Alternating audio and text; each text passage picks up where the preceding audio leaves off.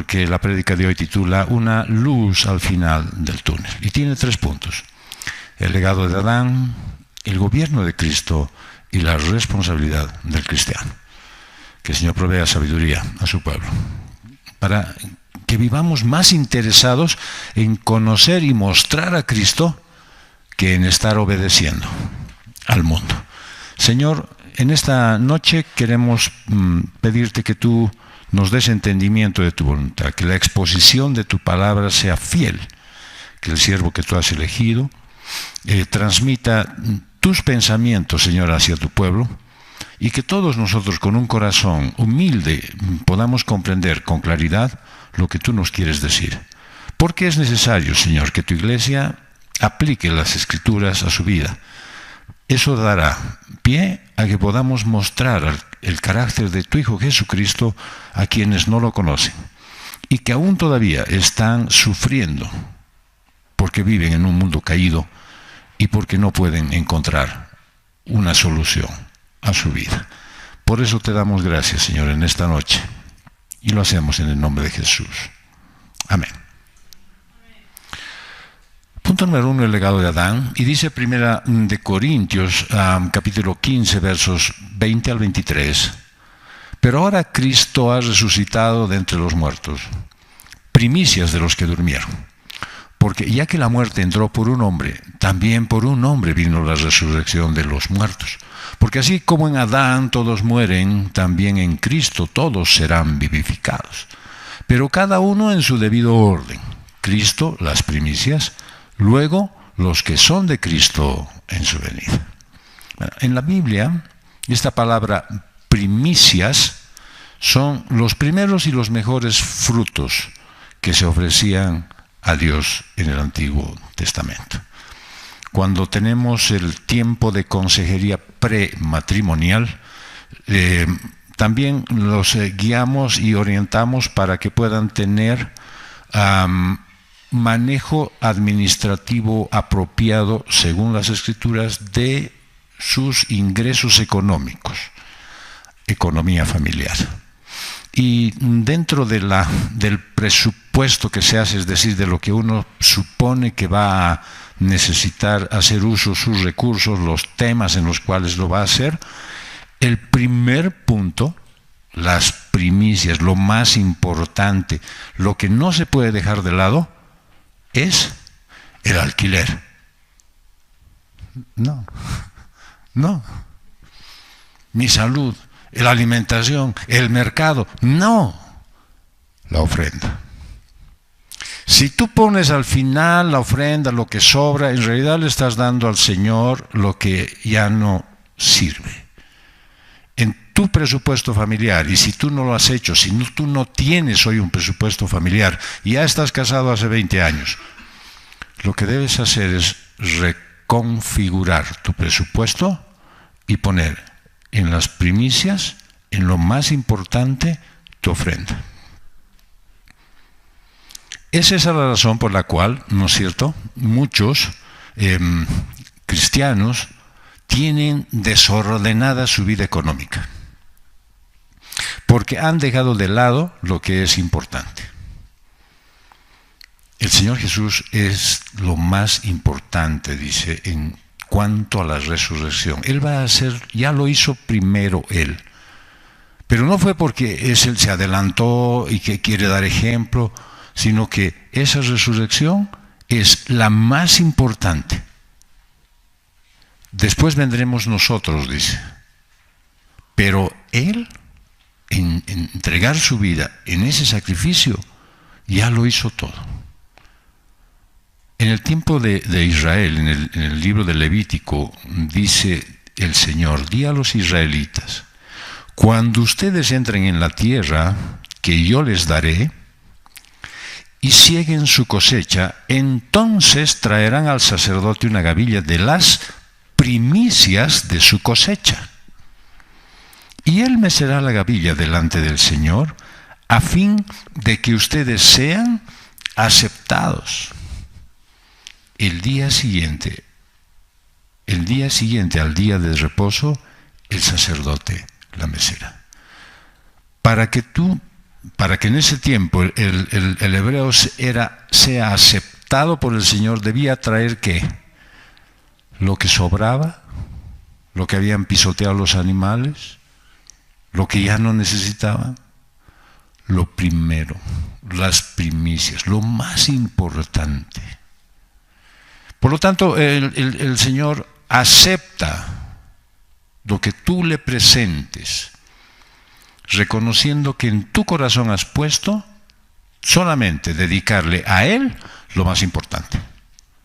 Así que si en tu vida, aparte de separar tu ofrenda para dar cada domingo de la semana, si aparte de eso tú quieres ofrendar tu vida, tú quieres decirle, Señor, quiero que uses lo mejor de mí, o uses mi vida, pues no quieras darle el tiempo que te sobra, la capacidad que es remanente, tienes que entregarle lo mejor de ti. Así que dice la palabra que como Cristo resucitó de los muertos, los creyentes también van a resucitar y tendrán vida eterna. Y el evangelista Juan lo refleja en el capítulo 12, versos 24 al 25. Y está hablando el Señor Jesús y dice, en verdad les digo que si el grano de trigo no cae en tierra y muere, se queda solo. Pero si muere, produce fruto. El que ama su vida, la pierde. El que ama vivir en este mundo, el que ama tener cosas aquí, el que disfruta de todo lo que consigue con su propio esfuerzo, lo pierde. Y el que aborrece su vida en este mundo, es decir, el que prefiere que sea Cristo su propia vida, la conservará para vida eterna. Entonces, las primicias y la vida eterna tienen un significado y un sentido y una relación. Prioridad. ¿Cuál es tu prioridad? Pensar primero en el Señor, en tu economía, en tu vida, en tu servicio, en tu labor. O Él está tomando o tú le estás entregando lo que sobra. Es necesario recordar que gracias al sacrificio de Jesús tú tienes la esperanza de una vida después de la muerte. Ahí vas a estar con tu Creador y también con tus seres queridos, esos que han aceptado a Cristo como su Salvador. Y esta verdad, pues es algo que reconforta a los que hemos perdido a alguien cercano. ¿Por qué?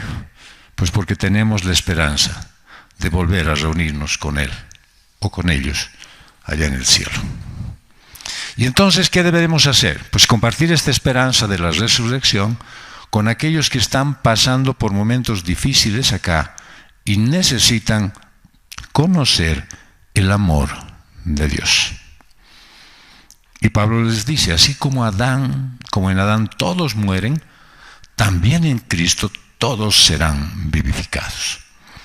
Dios creó a Adán y Eva a su imagen y semejanza y los puso en el jardín del Edén para que cultivaran y lo cuidaran, pero desobedecieron.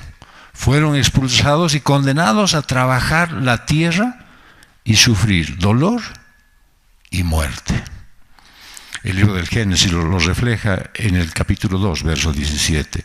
Pero del árbol del conocimiento está hablando Dios, del bien y del mal no comerás, porque el día que de él comas, ciertamente morirás. Probablemente muchos interpreten esto en el sentido de decir, perfecto, o sea, el que uno coma, o sea, en ese sentido de que Adán si comía, le iba a causar la muerte. Probablemente era un fruto que tendría algunas características. No se trataba del fruto, se trata de la obediencia. Se trata de que Dios dijo algo y ellos no obedecieron. La pregunta es, ¿escuchas tú la voz de Dios? Y probablemente alguien diga, sí, bien. Si no escuchas, basta con que abras la Biblia y ahí la tienes. El asunto no es eso, de que tú escuches o leas o veas. El asunto está en que obedezcas y que sepas hacer lo que Él dice que hay que hacer. De lo contrario, si tu vida es de desobediencia, pues ¿qué le esperaba a Adán y Eva? Muerte. ¿Qué le espera al que vive en desobediencia? Muerte. No ha cambiado, ¿sí? Cristo enseñó a la gente acerca del amor y del perdón de Dios, y Él realizó milagros para mostrar su divinidad. Y ahí está diciendo Pablo, dice, en Cristo todos serán vivificados. Perfecto, entonces alguien diría, pero ya dice todos, entonces todos vamos a entrar de cajón. Todos los que creen y se rinden a la soberanía de Dios. Cristo, a pesar de haber hecho todo lo que hizo, fue condenado y muerto y crucificado, pero fue como un sacrificio para expiar los pecados de la humanidad. Él es suficiente para cubrir la liberación de todos los pecados de la humanidad, pero solamente acceden a ellos los que creen. En Adán todos mueren, dice Pablo, y eso está representando a la humanidad caída, a esa humanidad separada de Dios, a esa humanidad condenada a sufrir por su pecado. Y la muerte física es una de las consecuencias. Pero también, en esta vida, pues se sufre ansiedad, dolor emocional, dolor espiritual, hay una sensación de falta de propósito, falta de sentido y significado en esta vida, hay una posición en la que uno no se siente satisfecho. Y todos esos problemas resultan del pecado original de Adán y Eva. Sin embargo, dice Pablo, en Cristo está la solución a todos esos problemas. En Cristo todos serán vivificados. En Cristo. Los que estén en Él, los que son resucitados por Él. Y aunque sufres tú las consecuencias del pecado en este mundo, pues tienes la esperanza de una vida eterna, junto a Dios, donde Él mismo dijo, ya no habrá dolor ni muerte. ¿Cuánta gente vive engañada? Al venir en el transporte, el conductor nos dijo que él sabía cómo ayudarnos en el tema de estar con una persona con discapacidad. Porque él había tenido a su esposa durante 5 años, llevándola a la diálisis. Y comprendía plenamente nuestra situación, por la cual él salió y muy amablemente nos ayudó a poder hacer uso de su vehículo. Y él dijo, lo bueno es que mi esposa ahora ya no tiene dolor, ya no sufre, ya está en paz. La pregunta es, ahora ya no sufre dolor físico, pero ¿habrá conocido al Señor? La esperanza que muchos tienen es que todos van a morir y todos van a resucitar y todos vamos a estar en el paraíso. Y es porque los que conocen la verdad no la estamos diciendo con claridad. Y simplemente estamos viviendo la comodidad que tenemos de estar en Cristo y que todos seremos vivificados. Así que debes tú reconocer cuál es tu verdadera condición y cuál es la condición del mundo. Una condición caída, pecaminosa, sin remedio. Es aceptar que no puedes salvarte por tus propios medios. Escuchaba yo, entre las cosas curiosas que me gusta escuchar, alguien que dijo, ¿has escuchado qué es el Evangelio? El Evangelio es Dios, y empezó a relatar lo que todos sabemos. Y dijo, y Él trajo la salvación. Y yo digo, ¿a quiénes? ¿A quiénes? El paso previo a explicar que Dios se hizo hombre y vino a la tierra es explicar que el hombre caído no tiene capacidad de ni siquiera reconocer su condición, ni tampoco tiene posibilidades de ser salvo por su cuenta. De otra manera, no habría habido necesidad de que Dios bajara aquí a la tierra. Si el hombre pudiera hacerlo por su propia cuenta, pues no habría necesidad de Jesús. Entonces, al explicar el Evangelio, y decía, ustedes han escuchado claramente, saben qué es el Evangelio, esto es el Evangelio, entonces uno para la oreja. Pero si te lo dan a medias, cortado, de que te dejan todavía con la duda de, ¿y quiénes necesitan entonces a ese Salvador que vino? Nadie, o todos. Y cuando uno se queda con la idea de que nosotros somos buenos, nosotros somos una humanidad pobrecita, entonces no necesitamos de un Salvador. Solo a través de la fe en Cristo puedes encontrar salvación y vida eterna, y eso es lo que tú tienes que decir a todos aquellos con los que estás. El apóstol Pablo mandó una carta a los romanos y les dice en el capítulo 5, versos 17 al 19, porque si por la transgresión de un hombre, por éste reinó la muerte, mucho más reinarán en vida por medio de un hombre, Jesucristo, los que reciben la abundancia de la gracia y del don de la justicia. Así pues, tal como por una transgresión resultó la condenación de todos los hombres, así también por un acto de justicia resultó la justificación de vida para todos los hombres. Porque así como por la desobediencia de un hombre los muchos fueron constituidos pecadores, así también por la obediencia de uno los muchos serán constituidos justos. Si uno toma de este lado, dice, perfecto, aquí dice claramente el apóstol Pablo que todos vamos a recibir la gracia. Y sin embargo él dice, líneas arriba, los que reciben. No son todos, solo los que reciben. Los que son de su venida en Cristo, dice, los que son de Cristo en su venida, son los que han aceptado a Jesucristo como su Salvador personal, y han vivido de acuerdo a los principios cristianos. El salmista escribió en el Salmo 16, verso 3, en cuanto a los santos que están en la tierra, ellos son los nobles en quienes está toda mi delicia. No es toda la gente, no es toda la humanidad, son solo aquellos que viven en Cristo.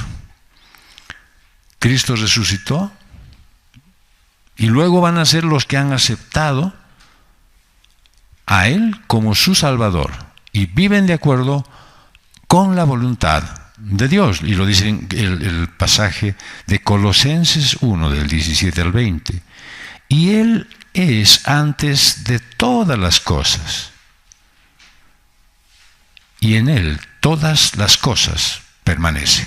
Por lo tanto, ahí ya tenemos una aclaración importante. Jesucristo no es un ser creado. Él está, dice, antes, estuvo, estará antes de todas las cosas. Y todas las cosas en Él permanecen. Él es también la cabeza del cuerpo que es la iglesia. Él es el principio, el primogénito de entre los muertos, a fin de que Él tenga en todo la primacía, porque agradó al Padre que en Él habitara toda la plenitud, y por medio de Él reconciliar todas las cosas consigo, habiendo hecho la paz por medio de la sangre de su cruz, por medio de él. Repito, ya sea que las que están en la tierra o las que están en el cielo. Por lo tanto, todo es tal como Jesús lo enseñó y lo explicó. Muchos tienen a Jesús como su Salvador, pero les cuesta vivir en obediencia. Entonces, ¿qué podemos convenir? Que no tienen a Cristo como su Señor. Reconocen y creen que van a pasar la eternidad en el cielo, que van a resucitar por Él y que van a ver su rostro en gloria. Pero acá en esta tierra no lo tienen como Señor. ¿Y cómo es tener a Jesús como Señor?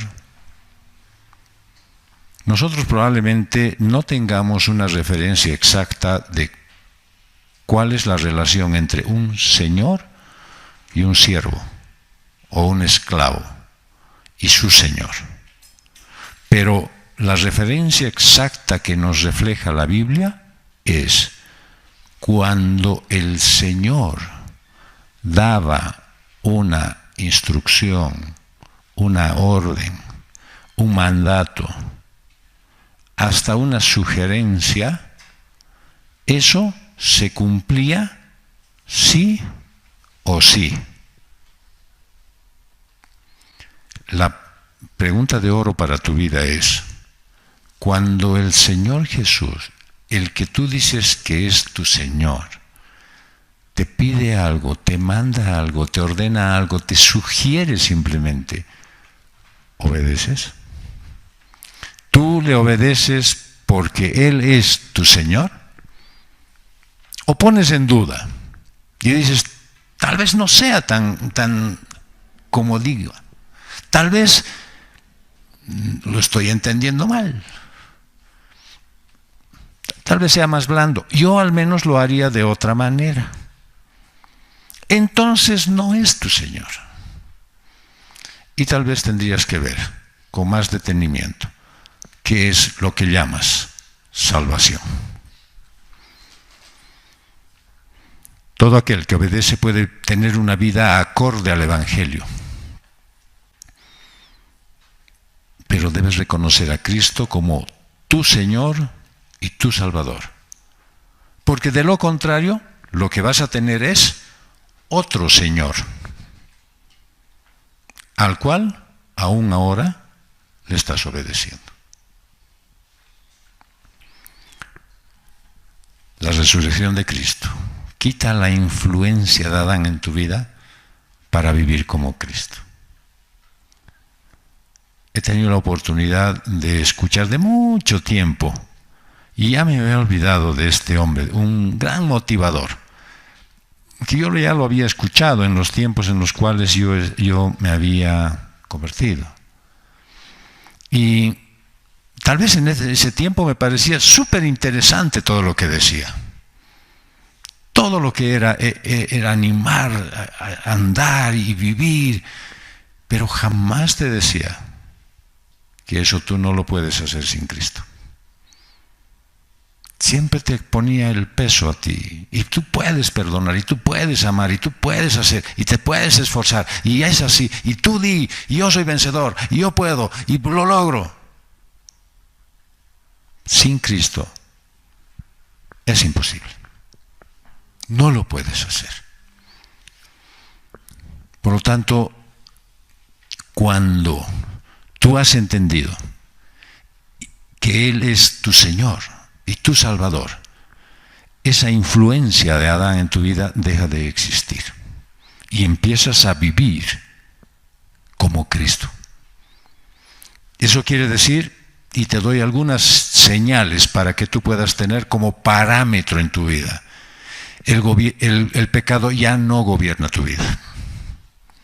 Es decir, tú no pecas y te arrepientes, entre comillas, y vuelves a pecar, y vuelves a arrepentirte, y estás en un vaivén.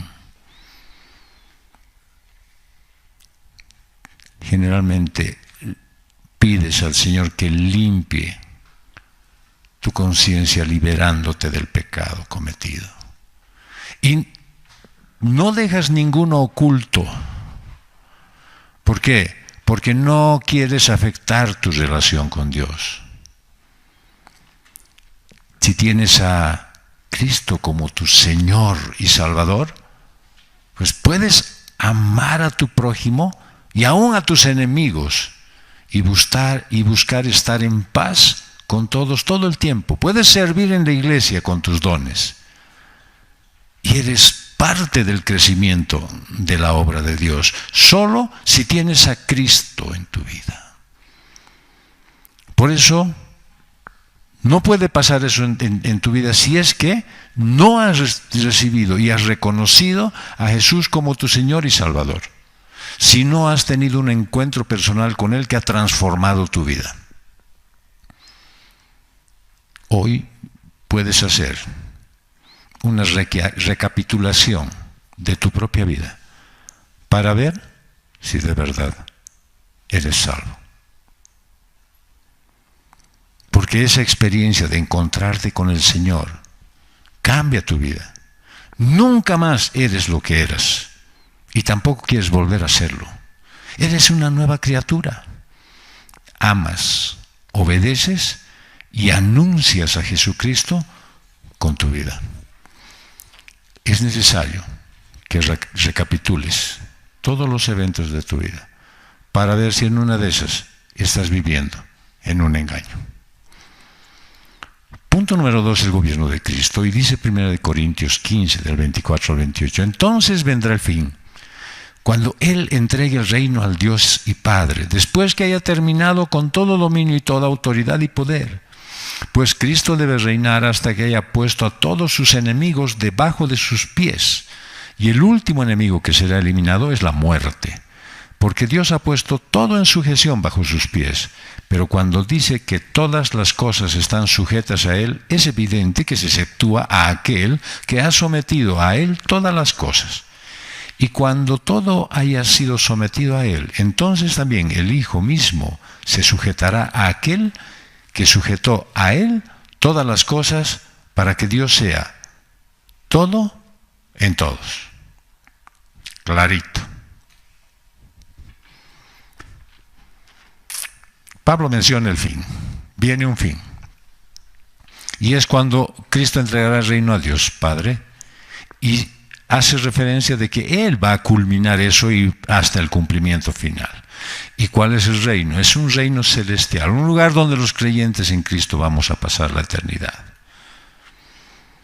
Y lo refleja en el Evangelio de Mateo, capítulo 24, verso 36. Pero aquel día y hora nadie sabe, ni siquiera los ángeles del cielo, ni el Hijo, sino solo el Padre. Entonces, aunque tú no sepas cuándo vendrá el fin, deberías estar viviendo como si fuera a suceder en cualquier momento. De repente hoy mismo. Nosotros vivimos con una falsa seguridad de que vamos a salir de donde estamos, para empezar de la cama, vamos a hacer todas las actividades que tenemos que hacer y en la noche regresaremos a la tranquilidad de nuestro hogar y nuestra vida va a continuar. ¿Cuánta gente ha habido que ha salido de su casa y nunca más ha vuelto? ¿Cuánta gente ha estado y no se ha levantado de su cama y ahí ha quedado y nunca más volvió a hablar a su familia? Nosotros tenemos una falsa seguridad de que no, pues no va a pasar nada. Sin embargo, el Señor nos ha aclarado que nadie sabe cuándo será el fin. El fin de todos los tiempos y el fin de tu vida. Por lo tanto, tu respuesta a eso debería ser vivir como Él quiere que vivas. Y la Biblia te llama a amar a Dios y amar a los demás, lo dice Mateo 22, 35 al 40, a cumplir los mandamientos de Dios, según Juan 14 y 15, y a evangelizar y a ser discípulos. ¿Cuál de esas cosas estás haciendo de manera frecuente? ¿Por qué? Porque todos estos aspectos son la base de tu fe para aplicarlos en tu vida. Porque Dios es el Señor soberano y está en control de todo. Y aunque este mundo está lleno de injusticia, de sufrimiento, de dolor, sabes que Dios tiene un propósito para todo. Que nada de lo que sucede en tu vida viene como una casualidad. Que nada de lo que acontece, ninguna situación, es sin motivo. El apóstol Pablo les había escrito en la carta a los Romanos, en el capítulo 8, 28, y sabemos que para los que aman a Dios, es decir, aquellos que tienen a Dios como su prioridad, como el todo en su vida, todas las cosas cooperan para bien. Es decir, no es que les hace ir bien en todo, sino que todo se mueve en el mismo sentido en que es necesario para reconocer la preeminencia de Dios. Y lo dice Pablo, esto es para los que son llamados conforme a su propósito. No a todos, sino a ti. Todas las cosas te ayudan a bien. Y obviamente consuela el saber que el sufrimiento en la vida, pues no se compara con la gloria que te espera en la eternidad. Y lo dice en la misma carta a los Romanos en el capítulo 8, verso 18. Pues considero que los sufrimientos de este tiempo presente no son dignos de ser comparados con la gloria que nos ha de ser revelada. No hay nada más claro en el sentido de entender. Hoy te parece que lo que estás sufriendo ya es inaguantable. ¿Te parece que ya es suficiente y ya debería haber bajado la intensidad?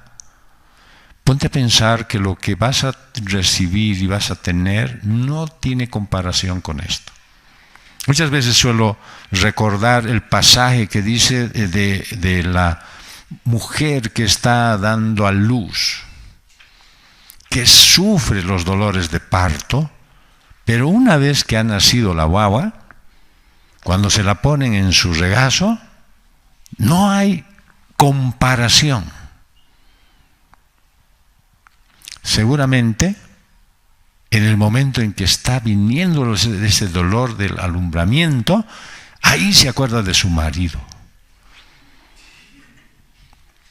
Pero cuando ya nace su guagua, hasta de él se olvida.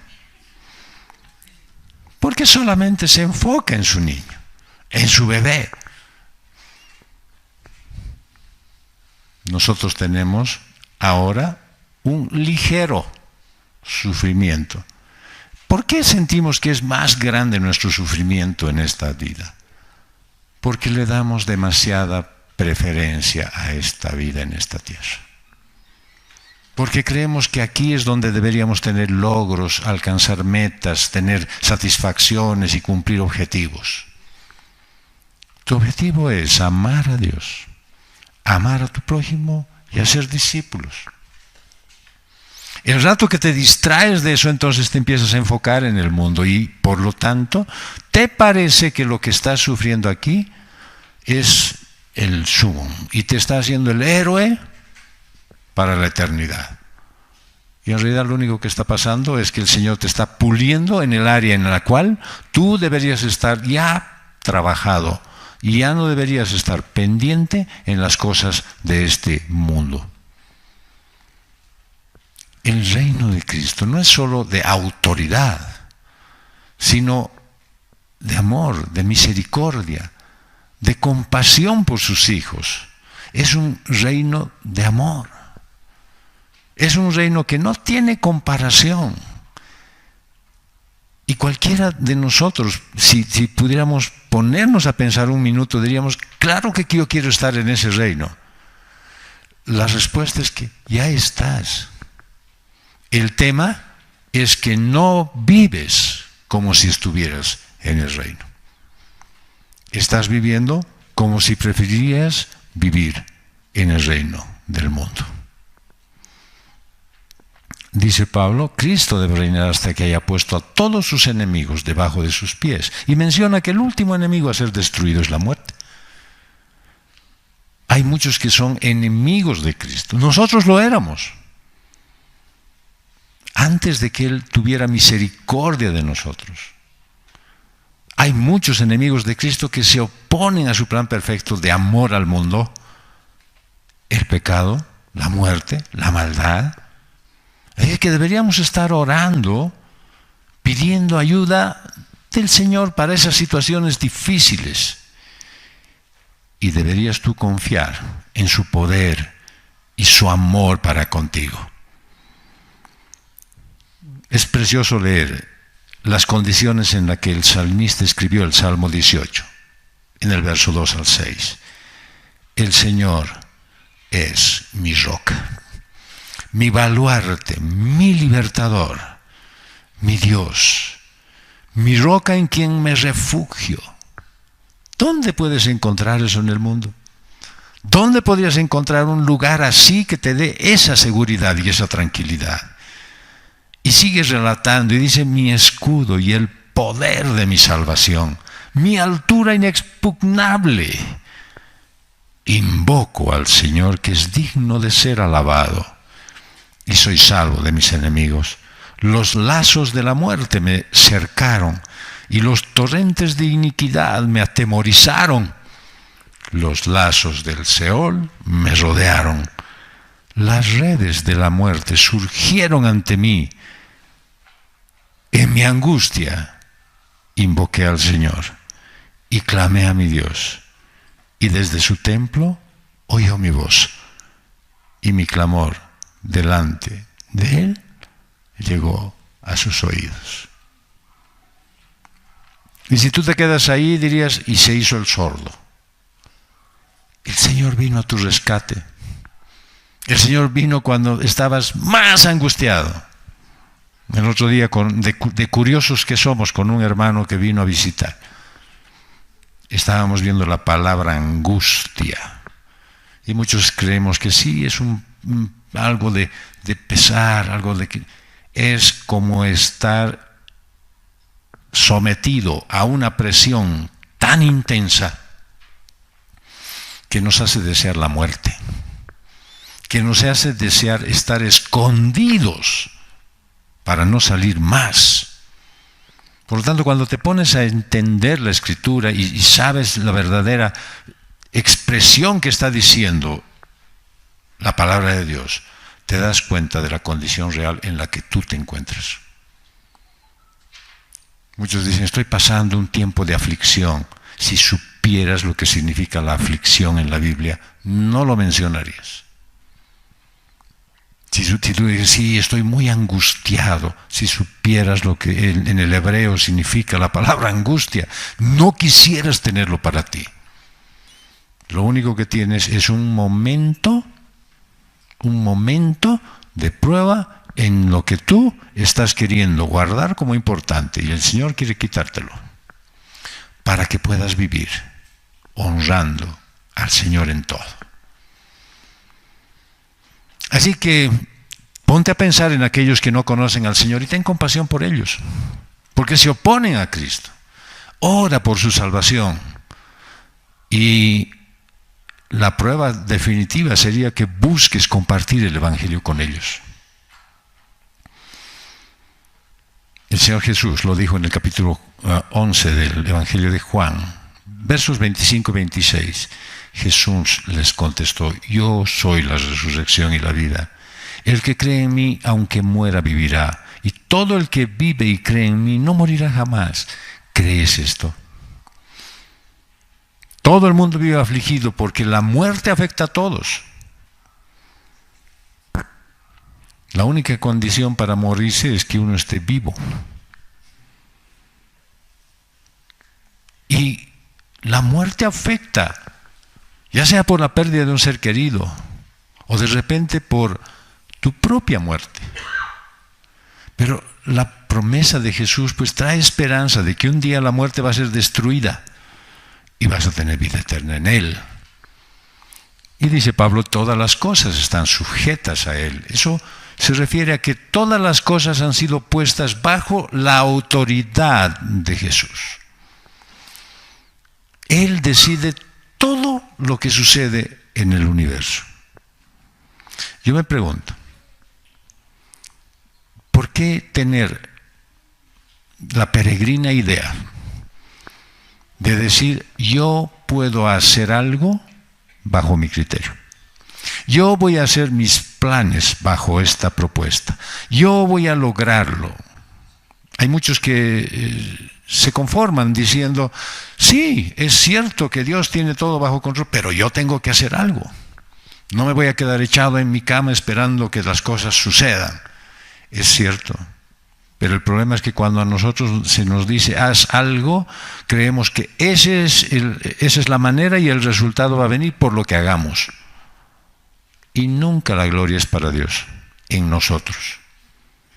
Pero lamentablemente, en la realidad, siempre la gloria es para Dios.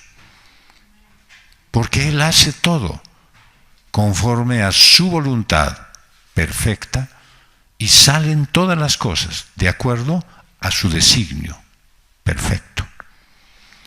Y Pablo dice, se exceptúa esto a aquel que ha sometido a Él todas las cosas.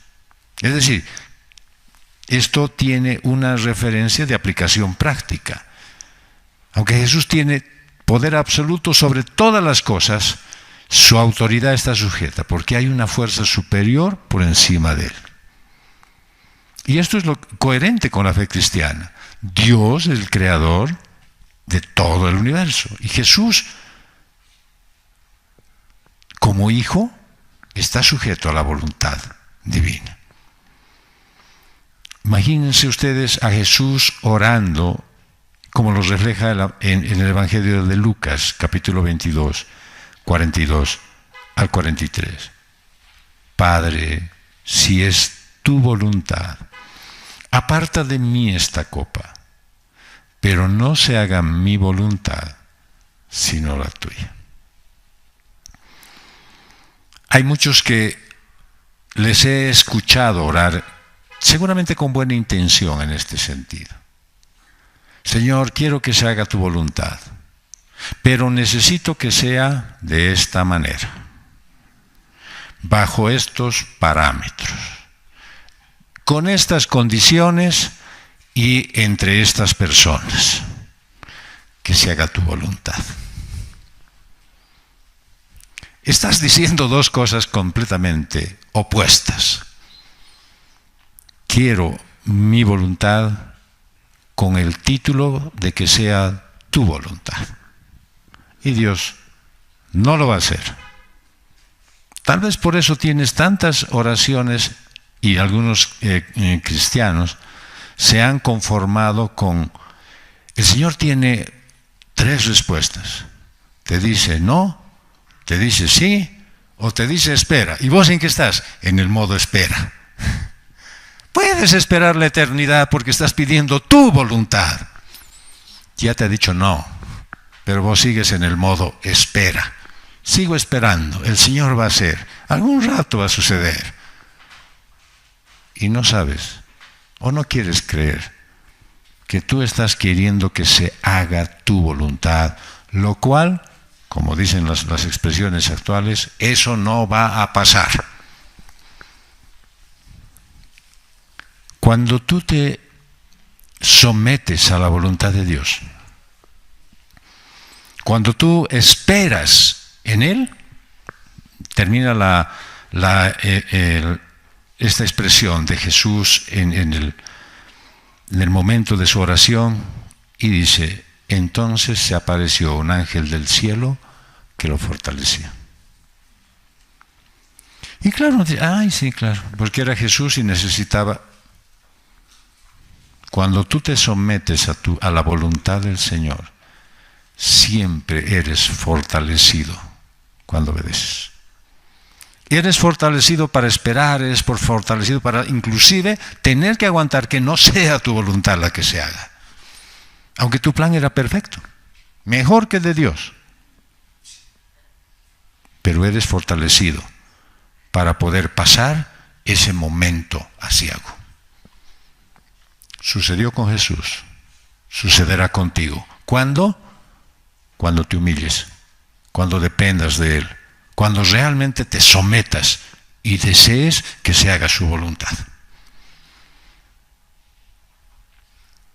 Al reconocer la autoridad de Dios, según este relato de Jesús sobre todas las cosas, Él es un ejemplo de sumisión y de respeto que deberías tú imitar. Someterte a la voluntad de Dios, en vez de seguir tus deseos y tus caprichos. Porque tienes que saber que no eres dueño de nada, ni controlas nada en tu vida. Debías estar seguro y confiar que es Dios quien tiene control de todo. Lo dices, te escucho. No, Dios tiene el control. Pero ¿y por qué sigues pujando para que salga como quieres si Él tiene el control? Para los que, ahora es bueno poner un ejemplo así, para los que son, digamos, ya modernos, cuando hay un televisor que tiene control remoto y alguien tiene el control, a ver, cambia canal, cambia a ver, aunque chilles y te revuelques y te lances contra la pantalla, cambia a ver el canal. Solo lo cambia el que tiene el control, así es que Dios tiene el control de todo. Aunque te revuelques, grites y te lances al suelo, no vas a cambiar de canal. Tienes que aceptar que hay jerarquía divina y tienes que respetar esa autoridad y más bien seguir sus enseñanzas.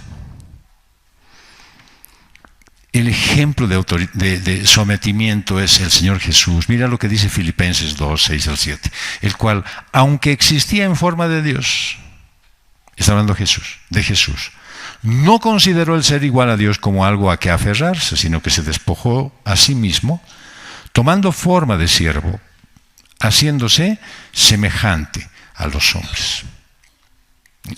Él no puso oposición alguna a fin de seguir el plan perfecto de Dios. Y aunque Jesús es hijo de Dios, pues no trató de mantener su igualdad con el Padre, sino que se humilló y se hizo como los seres humanos, pero sin pecado. Y así como Jesús se sometió al Padre, tú también deberías estar dispuesto a seguir su ejemplo y someterte a la voluntad de Dios. Y yo lo digo por tu bien, para que dejes de patalear y además sin resultado. Deberías estar atento porque muchas veces vas a tener que luchar contra tu ego. Ese que te dice, no, pues ya nos toca. Y vas a tener que rechazar hacer tu voluntad. El salmista era honesto con él mismo y prefería ser sincero. Y aunque el Señor conoce el corazón de todos, él prefería expresarle al Señor su pensamiento. En el Salmo 143, versos 10 al 11. Enséñame a hacer tu voluntad. Enséñame a hacer lo que tú quieres.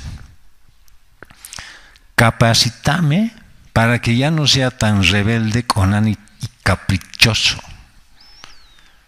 ¿Por qué? Porque tú eres mi Dios. Tu buen espíritu me guíe a tierra firme. ¿Quién te va a guiar? ¿Quién es el que te hace dar cuenta de que estás a punto de pecar? El Espíritu de Dios. Él es el que te redarguye y te dice, párala, eso es pecado. Ahorita vas a empezar a ofender y vas a cobrar. Y el salmista le dice, por amor a tu nombre, Señor, vivifícame. Por tu justicia, saca mi alma de la angustia. ¿Cuál era la angustia del salmista aquí? Que estaba haciendo su voluntad, que estaba viviendo bajo sus propios criterios, sus preceptos, y quería hacer sus planes. Y le dice, tu espíritu que sea el que me saque esas ideas de mi cabeza. Así que Jesús enseña que el camino hacia la verdadera libertad y plena realización espiritual es a través de la sumisión a Dios. Solo cuando estás dispuesto a someterte a su voluntad y a hacer lo que Él manda, pues vas a hallar la verdadera paz y vas a cumplir con tus metas, que son las que Él ha puesto en tu corazón. La mejor manera de someterte a Dios es a través de la oración, pero una oración con sentido, no una oración impositiva, no una oración caprichosa y egoísta, sino una oración de acuerdo a su palabra. Pero tienes que leer la Biblia, porque si no, ¿cómo vas a escuchar a Dios y aplicar las enseñanzas que entiendes y predicar el Evangelio? Con palabras, pero también con hechos. Y al entregar todos tus anhelos, tus deseos, tus miedos a Dios, pues tienes la fuerza y la guía para seguir adelante. Lo dice el apóstol Pedro en su primera carta, en el capítulo 5, versos 6 y 7. Humíllense. No es exíjanle, no es demanden, declaren. Humíllense bajo la poderosa mano de Dios para que Él los exalte a su debido tiempo. ¿Y cómo lo hacemos esto? Podríamos preguntarle al apóstol. ¿Cómo nos podemos humillar? Echando toda tu ansiedad sobre Él. ¿Y por qué tendría que hacerlo? Porque Él tiene cuidado de ti. No hay otra mejor razón. No es porque Él te va a dar el gusto. No es porque Él tiene el control de todo, sino porque Él tiene cuidado de ti. Él está apenado por cómo estás viviendo hasta ahora. Pero es porque tú sigues en tus propios planes y no te humillas bajo esa poderosa mano de Dios que es capaz de hacer todo y que tiene todo bajo control. Por eso debes cuidar que todo lo que tú hagas esté en línea con los principios de Dios y con las enseñanzas de Jesús. Porque cuando estás sujeto a esa voluntad perfecta, pues no pecas. Y no vas a hacer nunca más tus deseos y tus caprichos. No vas a hacer que esos gobiernen tu vida. Por consecuente, vas a dejar de equivocarte. ¿Por qué? Porque empiezas a hacer la voluntad de Dios y ya no quieres salirte con la tuya. Vas a dejar de controlar y eso duele. En este tiempo he estado viendo que eso ha empezado a enrarecerse mucho más. La gente hace algo y quiere saber, controlar hasta el mínimo detalle. ¿Cómo es? ¿Qué novedades? ¿Qué hay? ¿Dónde está? No hay confianza de decir, estoy dejando esto en las manos de Dios. Debes dejar que todo siga su curso, porque no es tu potestad, sino la de Dios. Entonces vas a dejar de sufrir si algo sale mal. Vas a dejar de culpar y encontrar a alguien a quien cargarle el muerto. Ya no vas a buscar culpables, porque Dios está al control. Claro, hoy veo miradas de alivio de los esposos. Dicen, ves, tenías razón. Pero si tú no haces como Dios manda, pues nunca vas a poder hacer las cosas bien. Y entonces cuando sigues la voluntad de Dios, puedes ver cambios en la iglesia. Y te vas a alegrar porque es Dios quien está cuidando su obra en la tierra. Y entonces puedes dedicarte a servir en la iglesia, porque sabes que todo lo que proviene hacia ti es de la mano de Dios.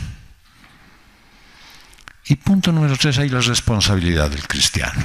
Y en primera carta a los Corintios dice en el capítulo 15, versos 30 al 34, ¿por qué estamos en peligro y a toda hora? Les aseguro, hermanos, por la satisfacción que siento por ustedes en Cristo Jesús nuestro Señor, que cada día estoy en peligro de muerte.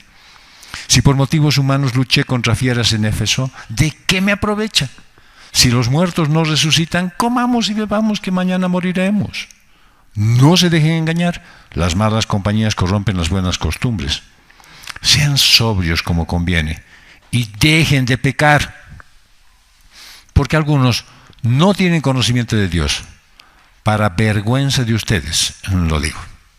Esta idea de estar en peligro de muerte asusta, pero en realidad es para abandonar el pecado y las cosas que te alejan de Dios. Si tu vida sabes que tuvo un inicio y no sabes cuándo es su final, lo que sí deberías estar pendiente es de pretender abandonar el pecado y de las cosas que te alejan de Dios. Porque la recompensa de seguir a Jesús pues lo vale. Pablo estaba dispuesto a morir a diario, pero por la gloria de Dios. Así que deberías renunciar al pecado y a las cosas que te distraen de Dios, para seguirlo en todo momento, hacer su voluntad, sabiendo que tú no conoces el final de tus días. Lo dijo el apóstol Pablo en la carta a los Romanos, capítulo 6, versos 6 al 7. Sabemos esto, que nuestro viejo hombre fue crucificado con Cristo para que nuestro cuerpo de pecado fuera destruido, a fin de que ya no seamos esclavos del pecado, porque el que ha muerto ha sido libertado del pecado. ¿Ha sucedido eso en tu vida? ¿Has tenido verdaderamente un encuentro personal con el Señor que ha tomado tu vida y ha cargado con tus pecados, los ha clavado en la cruz y has resucitado a vida eterna? Entonces sí puedes tú soportar tentaciones y dejar malos hábitos. Y vas a tener una vida de obediencia y de servicio en su obra. Esa expresión de Pablo de estar en peligro a toda hora es un proceso en el que te rindes a Dios cada día para seguir su voluntad. Saber que no tienes la vida comprada te hace rendirte a Dios, servirle mejor, estar más pendiente de Él, poner en prioridad tu relación con Él. Pero eso no es algo que lo haces en tus fuerzas. Dependes del Espíritu Santo. Él te fortalece y te guía. Entonces sí, tu relación con Dios es una prioridad. Y Pablo dice, si por motivos humanos luché con fieras en Éfeso, ¿de qué me aprovecha? Si los muertos no resucitan, comamos y bebamos, que mañana moriremos. Nos está diciendo que si no crees en la resurrección, si esta vida es todo lo que tienes, porque esa es la importancia que le estás dando, porque esa es la forma en la que estás viviendo, porque evidentemente eso se ve en el resultado de tu vida, que te preocupa. Creo que ya un poco la gente ha logrado calmar ese su ímpetu con esta actividad que hay el día de mañana a nivel nacional.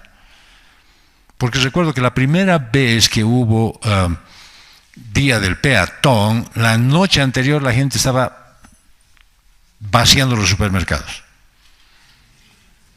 Como si el día del peatón van a comer todo del mes.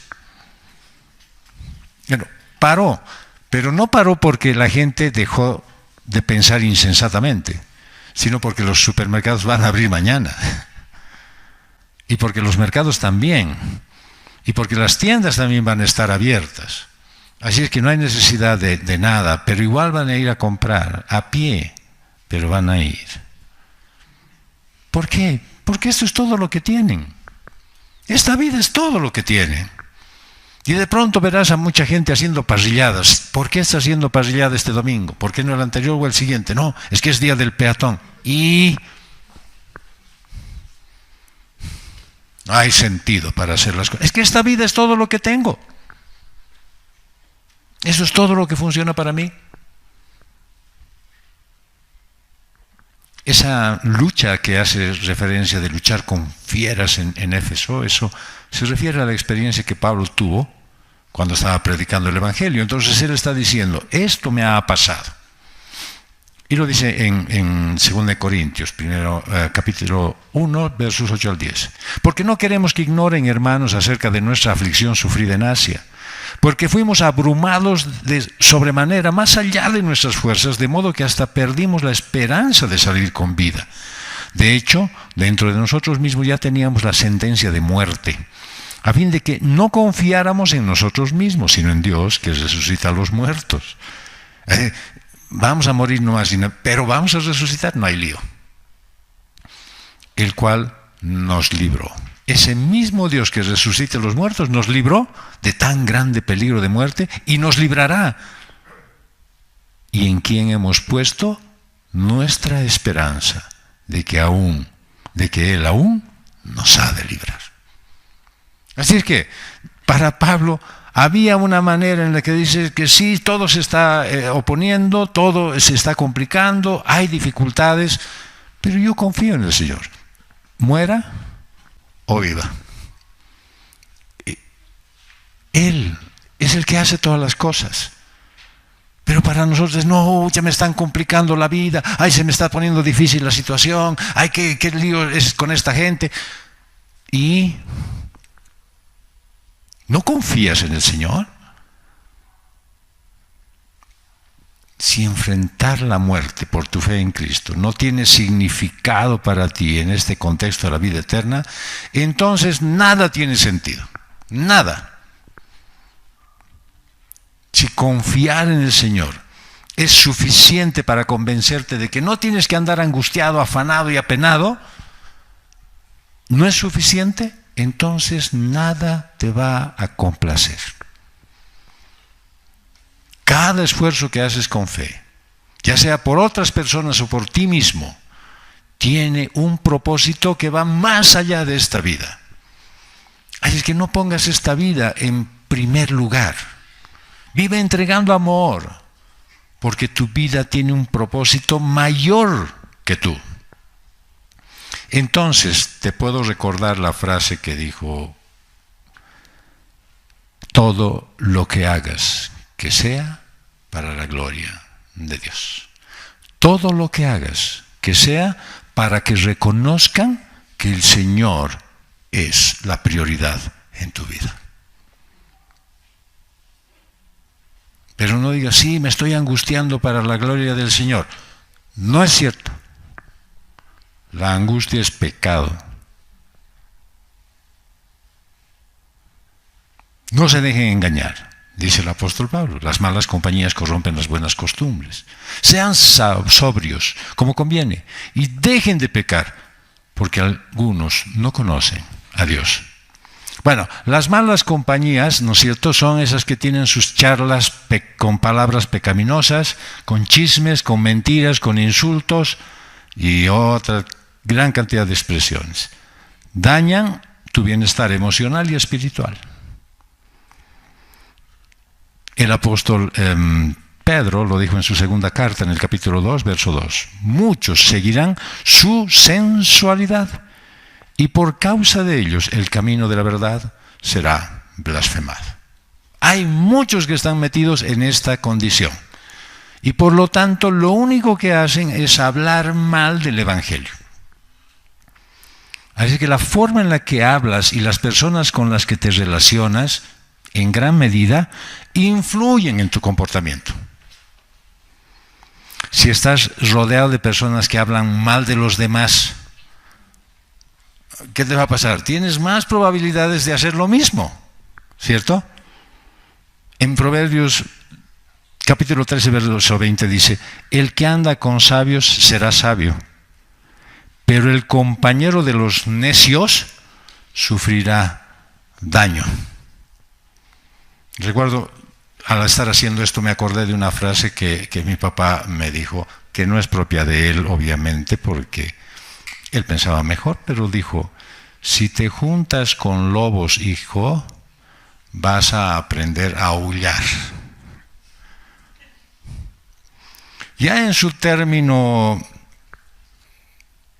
básico de la fe, él me dijo: no te juntes en yugo desigual. Y no estaba hablando de mi matrimonio. Estaba hablando de las compañías que yo tenía en ese tiempo. Lo que él no sabía es que yo era el que les influía a ellos. Ellos ahorita me deben estar extrañando.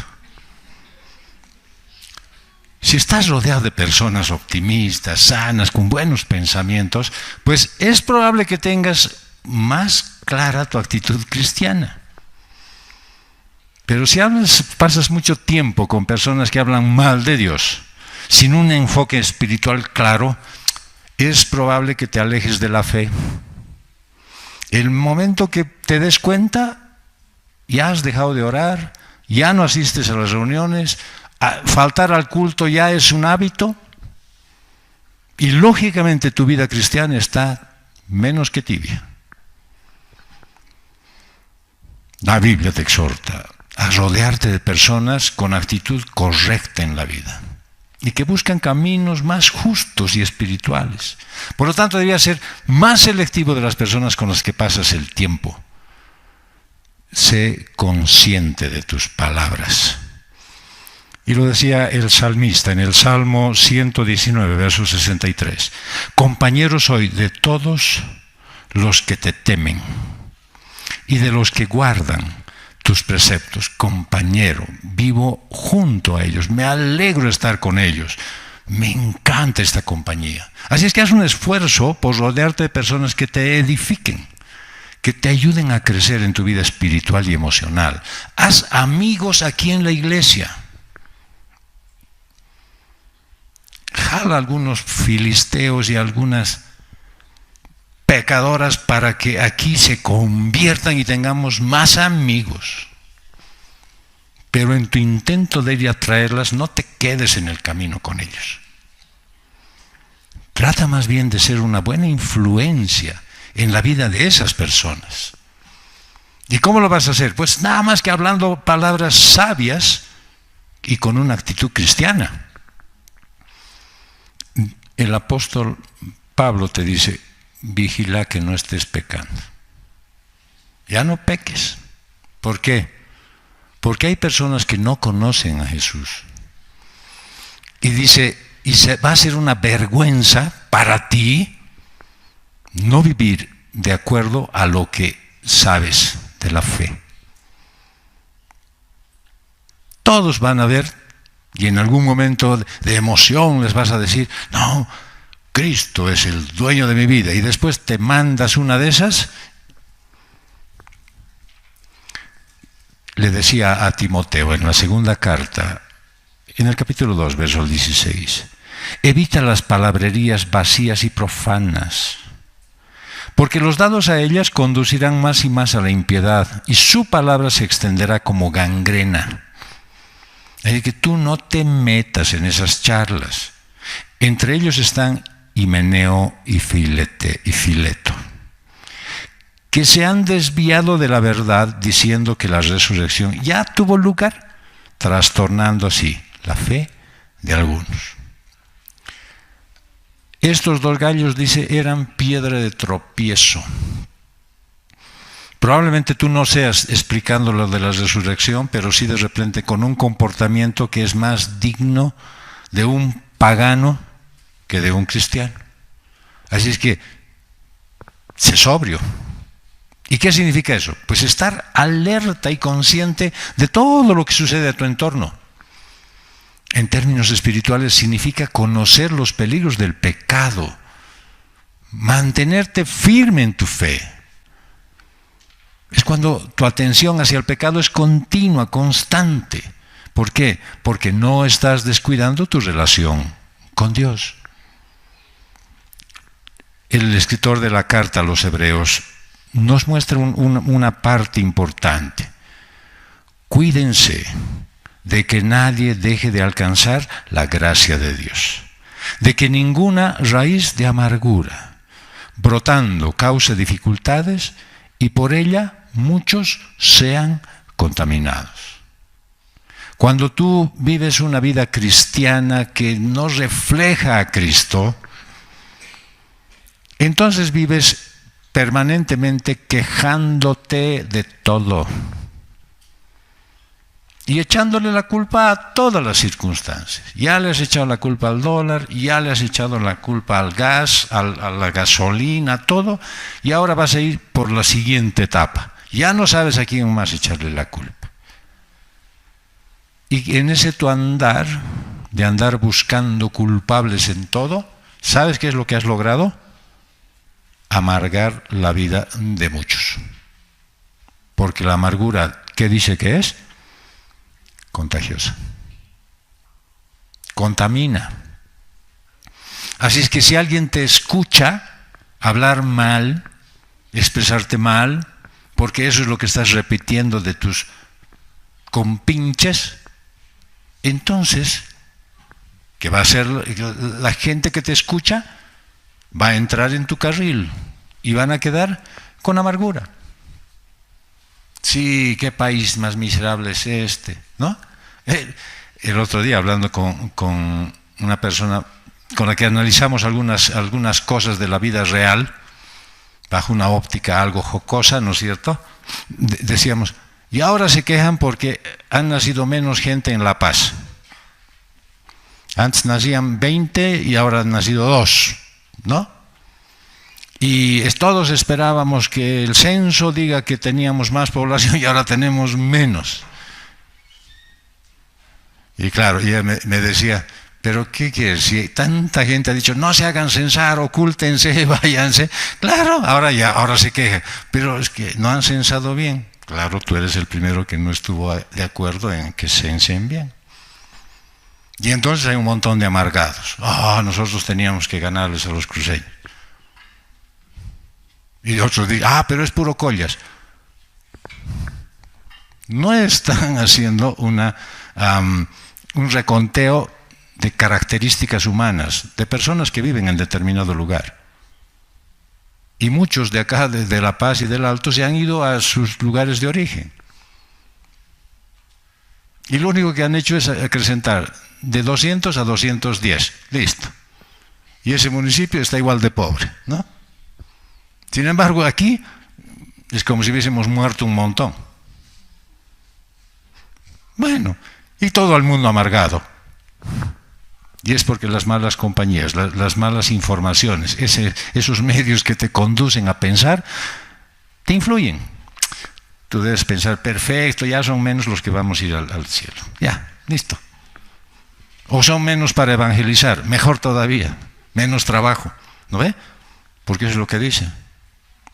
La mies es mucha y los obreros son flojos. Sí.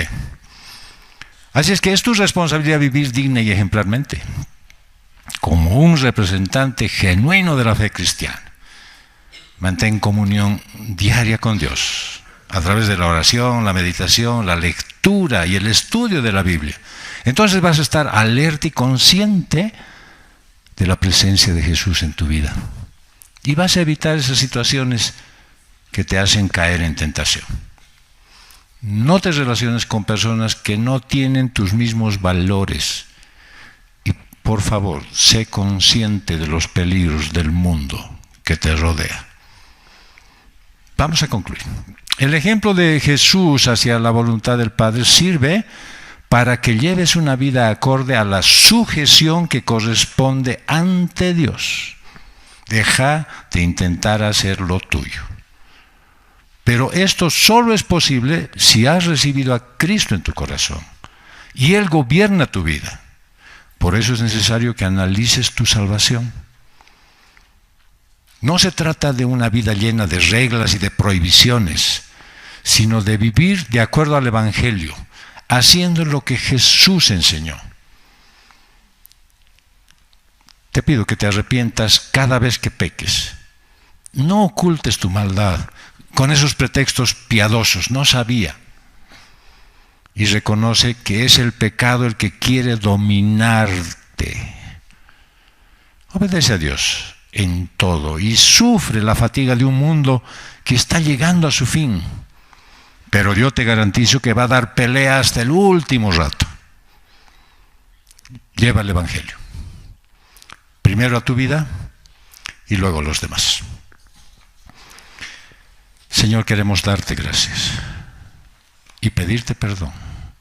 Agradecerte porque tú nos das la oportunidad de volver a recapitular, Señor, nuestra vida, a poder ver nuestro comportamiento, pero también, Señor, te pedimos perdón porque esto lo estamos haciendo tan frecuentemente que pareciera que no nos arrepentimos de verdad.